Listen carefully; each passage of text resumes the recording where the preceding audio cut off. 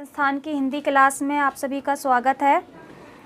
आज हम अपने पाठ्यक्रम की पहला पाठ पढ़ने जा रहे हैं जिसका नाम है सूरदास। देखिए, सूरदास एक महान कवि थे हिंदी साहित्य के। इन्होंने बहुत अच्छी रचनाएं लिख करके अपना योगदान दिया है हिंदी साहित्य में। ठीक है, तो आज हम सूरदास जी के जीवन परिचय के बारे में जानेंगे। इनका जन्म संवत 1540 में हुआ है। देखिए, आपके पाठ्यक्रम के अध्याय में संवत में दे रखा है इनका जन्म, तो आपको संवत ही याद करना है। ठीक है, संवत 1540 में जन्म स्थान है इनका मथुरा के निकट रुनकता गांव में। अब पहले एक बात सुनेंगे, इनके जन्म स्थान के बारे में दो मत हैं। एक तो यही है कि मथुरा के निकट रुनकता गांव में, लेकिन कुछ विद्वान मानते हैं कि दिल्ली के निकट सीही गांव है, वहां इनका जन्म हुआ है। तो आप दोनों लिख देते हैं तो दोनों अच्छा है, वरना आप ये तो जरूर याद रखिए, ये सर्वमत है, मथुरा के निकट रुनकता गांव। सर्वमत मीन्स अधिकतर विद्वानों ने उनका जन्म स्थान ये माना है। ठीक है, इनके पिता का नाम था श्री रामदास जी और इन्होंने गुरु बनाया वल्लभाचार्य जी को। ये तो मुख्य बातें जो आपको पता ही होना चाहिए। इनकी 3 रचनाएं हैं, सूरसागर, साहित्य लहरी और सुरसावली।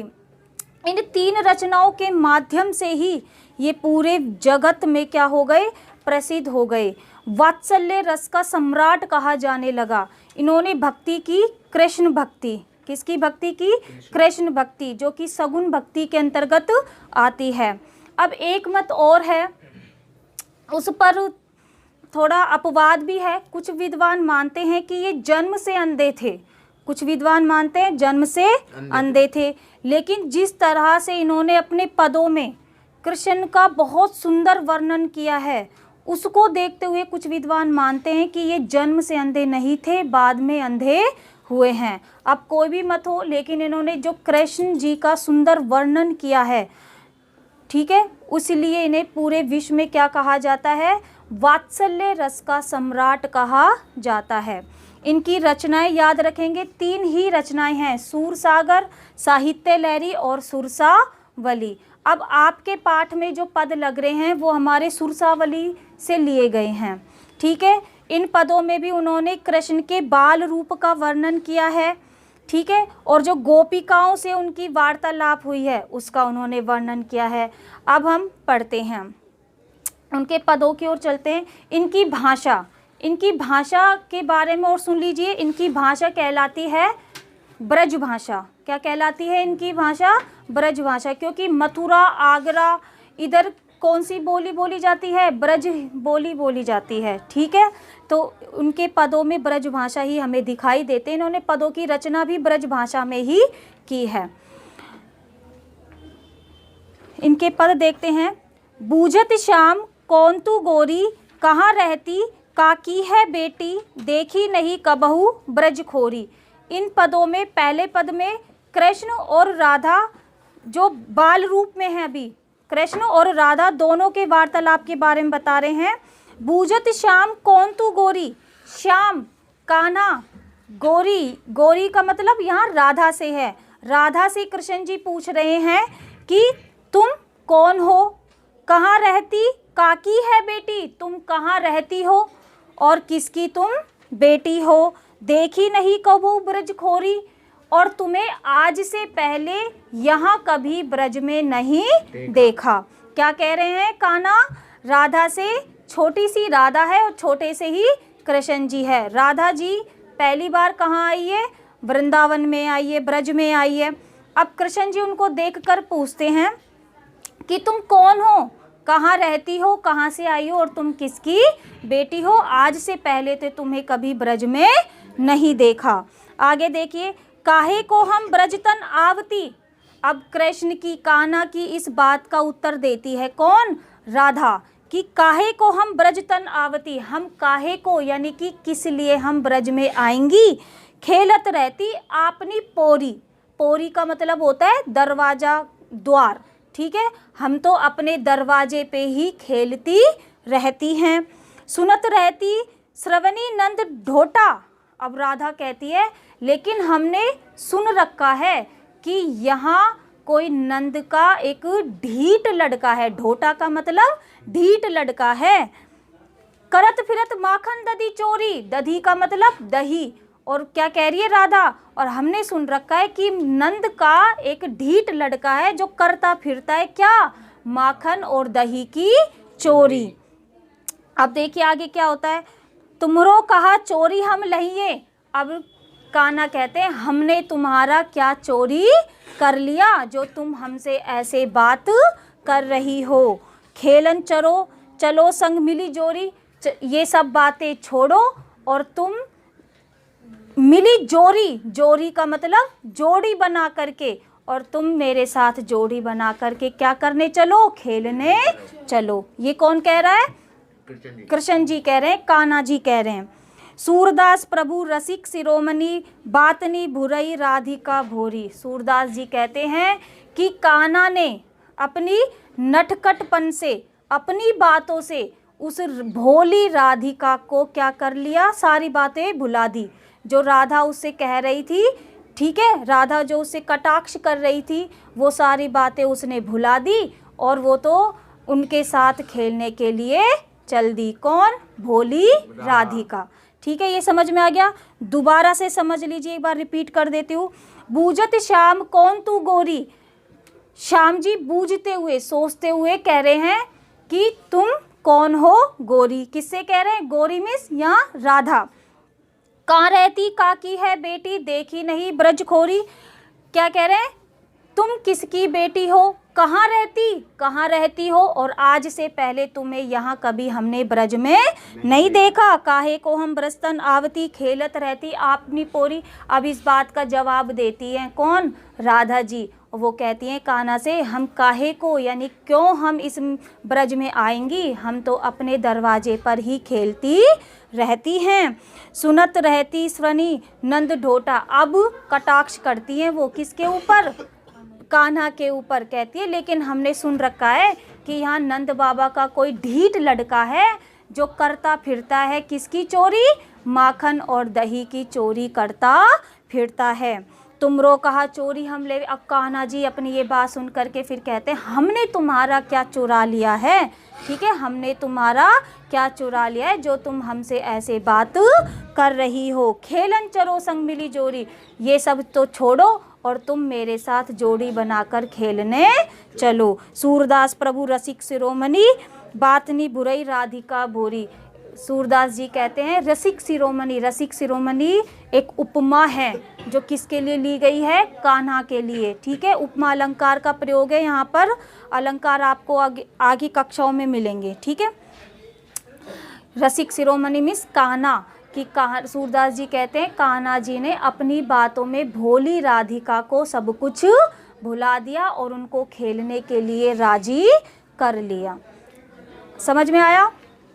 आगे देखिए,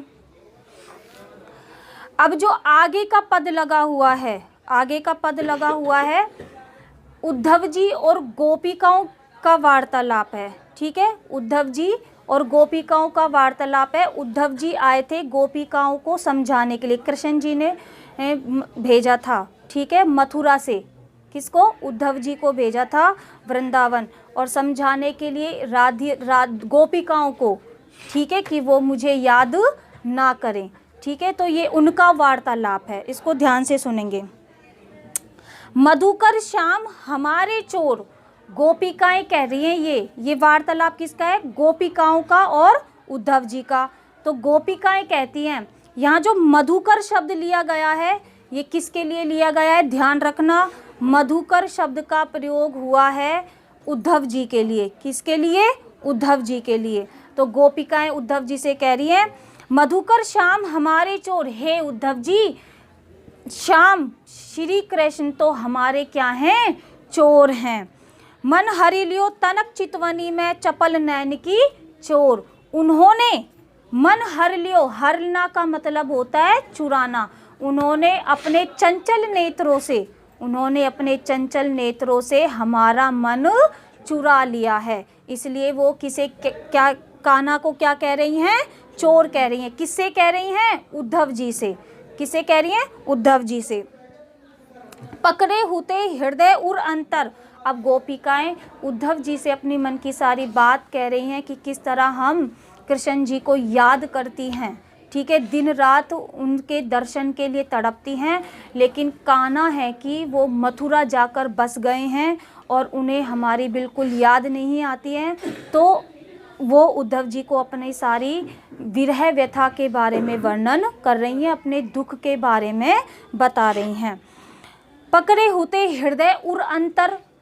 अब गोपिकाएं कहती हैं, हे उद्धव जी, हमने श्री कृष्ण को पकड़ रखा था। उर अंतर, उर का मतलब होता है हृदय। हमने अपने हृदय में उनको पकड़ रखा था प्रेम प्रीति के जोर। प्रेम प्रीति यानी प्रेम के जोर से, प्रेम के बल से हमने अपने हृदय में पकड़ रखा था, बसा रखा था। किसको? कान्हा को, श्री कृष्ण को पकड़ रखा था, बसा रखा था। गए छड़ाई तोड़ी सब बंधन, लेकिन वो ये सारे बंधन छोड़कर क्या कर गए? हमें छोड़कर चले गए। सारे बंधन तोड़कर हमें छोड़कर चले गए। दे गए हंसनी अकोर। अकोर का मतलब, हंसनी का मतलब हंसता हुआ, और अकोर का मतलब चेहरा, छवि। अकोर का मतलब छवि। और वो हमें याद करने के लिए सिर्फ क्या दे गए? अपना हंसता हुआ चेहरा हमें याद करने के लिए दे गए।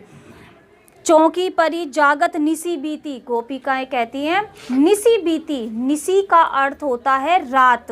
अब गोपिकाएं अपने बारे में बता रही हैं, अपना वर्णन कर रही हैं दुख का। तो कहती हैं बीती रात निसी बीती। बीती रात जब हम सोई और जब हम सुबह उठी तो चौकी पड़ी, तो हम चौंक पड़ी। देखिए क्यों चौंक पड़ी? दूत मिलियो एक भोर। वो कहती हैं बीती रात को जब हम सोई, लेकिन जब हम सुबह उठी तो हम चौंक पड़ी एक दूत को। भोर, भोर यानी प्रातः, सुबह, सवेरा। भोर में हम एक दूत को देख करके चौंक पड़ी। और वो दूत कौन था? उद्धव जी। मैंने बताया ना अभी, उद्धव जी दूत के रूप में आए थे। किसने भेजा था? श्री कृष्ण ने भेजा था गोपिकाओं को समझाने के लिए, ठीक है, कि वो श्री कृष्ण को याद ना करे, ठीक है, वो किसी अन्य योग साधना, अन्य ईश्वर की भक्ति करे, ठीक है, श्री कृष्ण की याद में ना तड़पे। श्री कृष्ण ने ये समझाने के लिए उद्धव जी को कहाँ भेजा था? वृंदावन भेजा था, ठीक है, गोपियों के पास।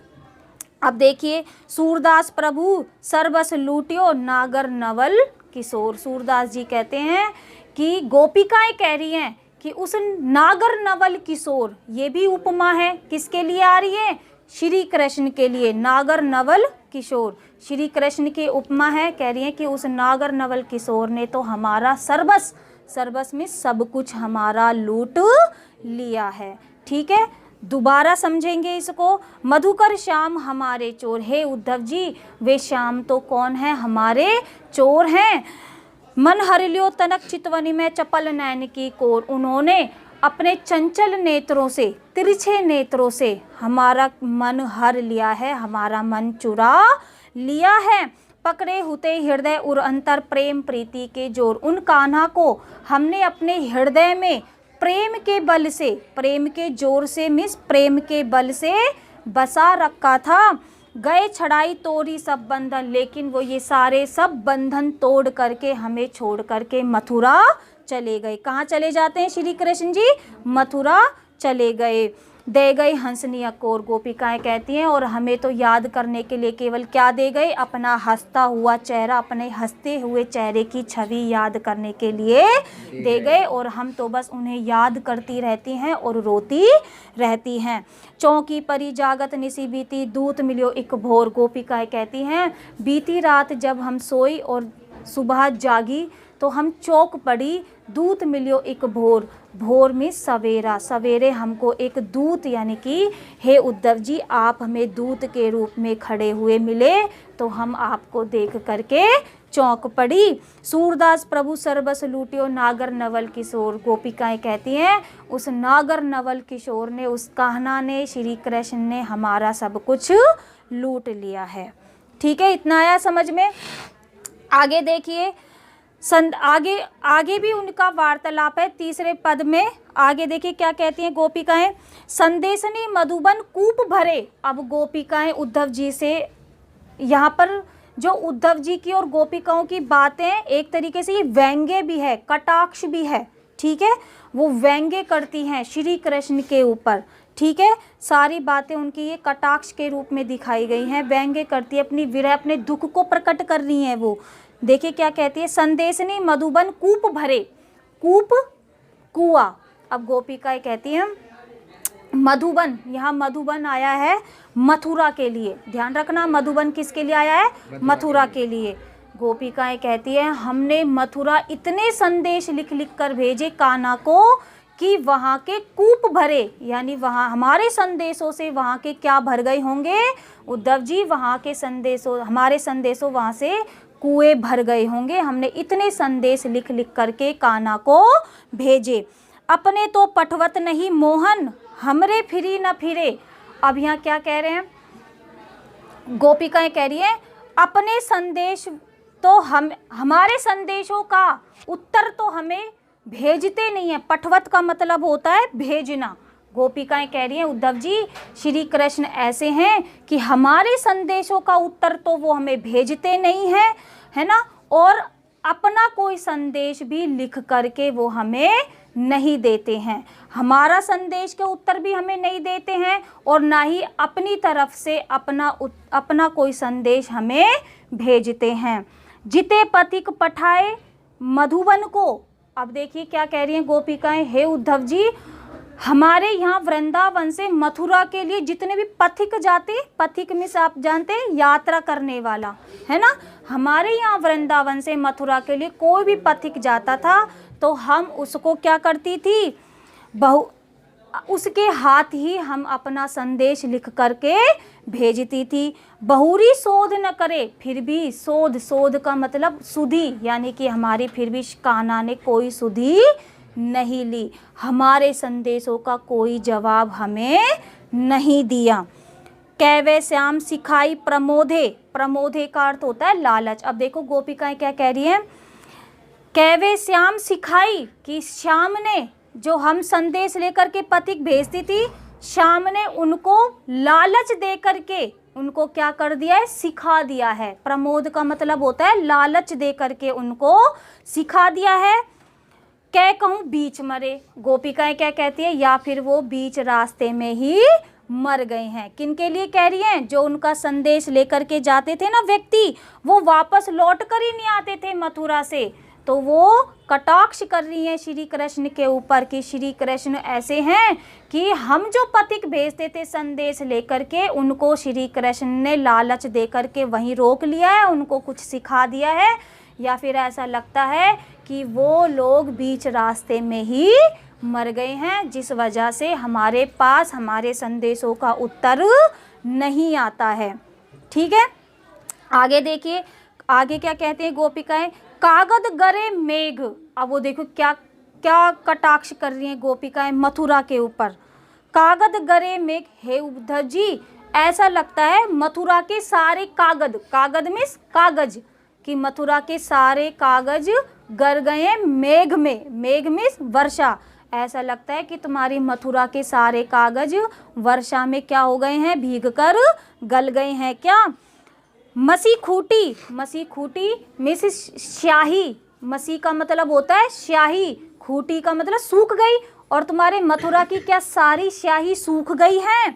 सरदव लागी जरे, और सरदव बोलते हैं सरकंडे में लगी। दव का मतलब क्या होता है अग्नि। सर यहाँ आया है सरकंडे, लिखने के लिए कलम के लिए क्या लिए जाते थे, सरकंडे। सरकंडे एक जैसे मोर पंख काम में ली जाती थी पहले लिखने के लिए, तो ऐसे सरकंडे की एक सीख होती थी, उसको लिखी जाती थी, लिखने के लिए उसको प्रयोग में ली जाती थी। ठीक है, तो या और तुम्हारे सारे सरकंडों में क्या लग गई है, आग लग गई है। सेवक सूर लिखन को आंधो पलक कपाट। अरे देखो मथुरा के ऊपर उन्होंने कटाक्ष भी कर दिया कि तुम्हारी मथुरा के सारे कागज क्या बारिश में भीग कर गल गए हैं, और सारी स्याही क्या सूख गई है, और तुम्हारे क्या सरकंडों में आग लग गई है। जो कान्हा हमें क्या लिख कर नहीं भेजते, हमारे संदेशों का उत्तर लिख कर के हमें नहीं भेजते, हमारी सुध नहीं लेते, हमारी नहीं पूछते कि हम कैसी हैं, हम उनको किस तरह याद कर रही हैं या नहीं हैं। ठीक है, अब देखो फिर गोपिकाएं फिर क्या कहती हैं, सेवक सूर लिखन को आंधो पलक कपाट अरे। फिर वो अपनी बात का उत्तर खुद ही देती हैं, स्वयं ही, यानी स्वयं को सांत्वना देकर वो क्या कर लेती, स्वयं को सांत्वना दे लेती हैं वो। ठीक है, क्या कहती हैं, अरे उद्धव जी हमें वो कहना लिखेंगे भी कैसे, हमने तो उन्हें अपनी पलकों में क्या कर रखा है, बंद कर रखा है, हमने तो उन्हें अपनी पलकों में बसा रखा है, फिर वो हमें उत्तर लिखेंगे कैसे हमारे संदेशों के।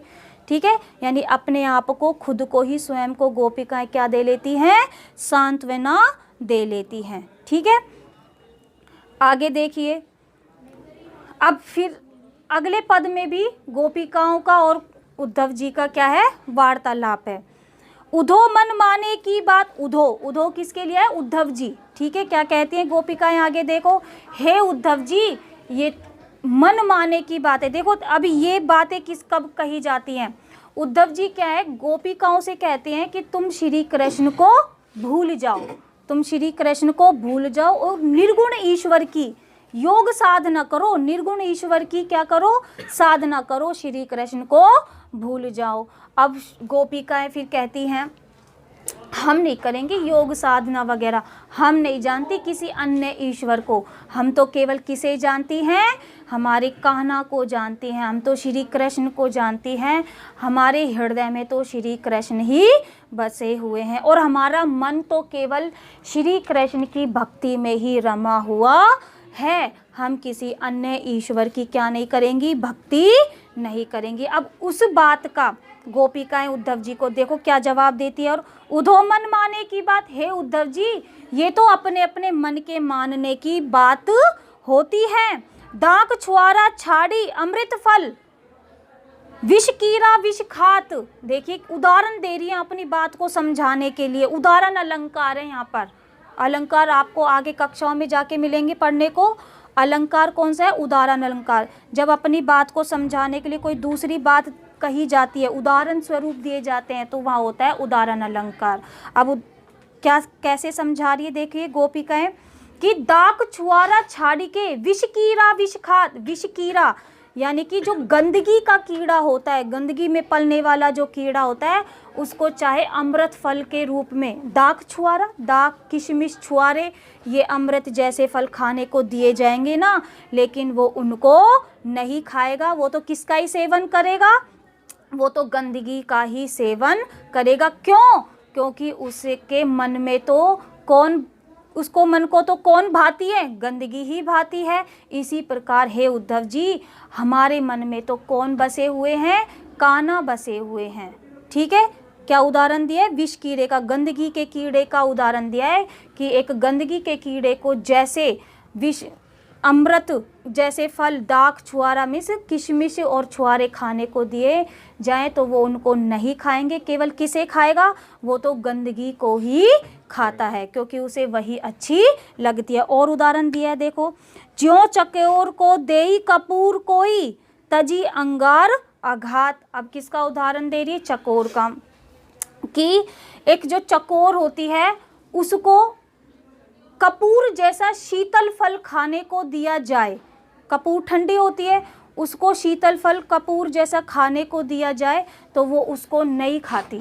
ठीक है, देखिए यहाँ पे चकोर से अर्थ, चकोर के दो अर्थ निकलते हैं, एक तो चांदनी का प्रकाश से होता है चकोर का अर्थ, और चकोर एक पक्षी भी होता है। अब वो पक्षी तो आपने तो देखा ही नहीं, चकोर कौन सा पक्षी होता है। ठीक है, तो यहाँ पर हम अंगार यानी कि उन पतंगों से लेंगे। ठीक है, चकोर का अर्थ पतंगों से लेंगे।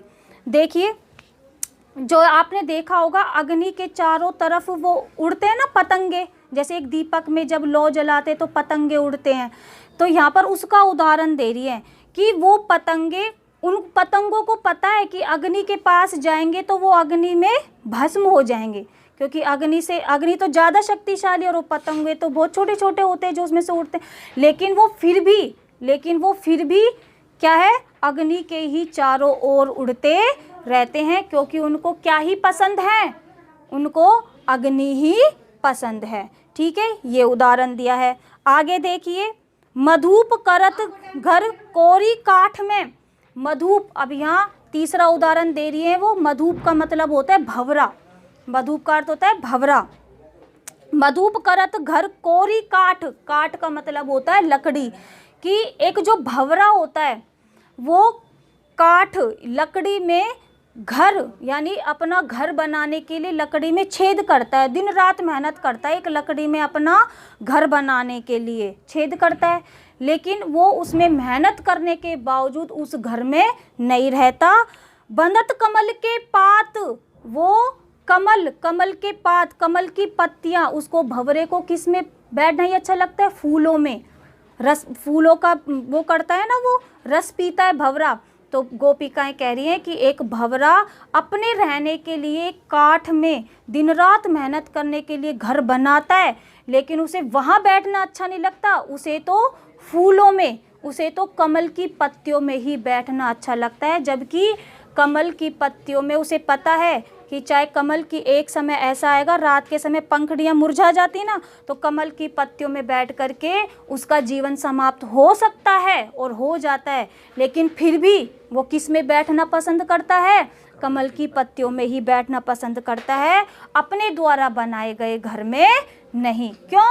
क्योंकि ये मन की बात होती है कि उसके मन को क्या अच्छा लगता है, कमल की पत्ती में बैठना ही अच्छा लगता है। इसी प्रकार हे उद्धव जी, हमारे मन में भी कौन बसे हुए हैं, कान्हा बसे हुए हैं। हमें किसी और ईश्वर की भक्ति करनी अच्छी नहीं लगती। सूरदास जाको मन जासो सोई ताही स्वा। अब गोपिकाएं कहती है कि हे सूरदास जी, ये तो मन की बात होती है, जिसके मन को जो अच्छा लगता है, जिसके मन को जो अच्छा लगता है उसे वही सुहाता है, उसे वही अच्छा लगता है, वो उसी से प्रेम करेगा जो उसके मन को भाता है। समझ में आया ये पद? गोपिकाएं उद्धव जी से क्या कह रही हैं कि हम किसी अन्य ईश्वर की भक्ति नहीं करेंगी, हमें तो, हमारे मन में तो कौन बसे हुए हैं, कान्हा बसे हुए हैं। हमने उनकी भक्ति की थी, आज भी करती हैं और हमेशा करती रहेंगी, क्योंकि हम उनसे प्रेम भी करती हैं। और अपनी इस बात को समझाने के लिए उद्धव जी से वो क्या करती हैं, कई उदाहरण भी देती हैं। ठीक है, समझ में आया इतना?